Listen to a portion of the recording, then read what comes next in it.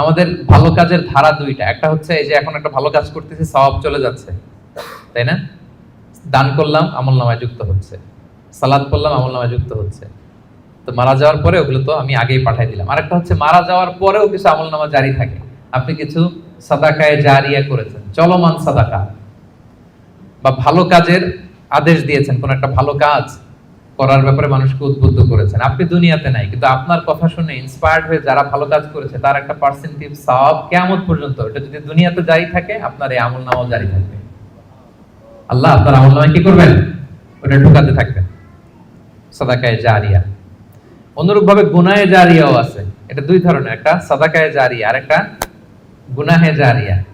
এমন পাপ কাজ আপনি শিখাইছেন জগৎবাসীকে, তারা আপনি চলে যাওয়ার পরে ওই পাপ কাজ করতেছে, তাইলে ওই পাপের একটা পার্সেন্টেজ আপনার আমলনামায় যুক্ত হয়ে যাবে। তো আমলনামা আল্লাহ তাআলা দিবেন আমাদেরকে, ঠিক আছে, এবং দিয়ে বলবেন ইকরা কিতাবাকা কাফা বিনাফসিকা আল-ইয়াউমা আলাইকা হাসিবা, পড়ো, তোমার আমলনামা তুমি পড়ো। যদিও আমরা প্রত্যেকে আমাদের নিজেদের ব্যাপারে ভালো জানি, আমাদের কার কি অবস্থা জানি না।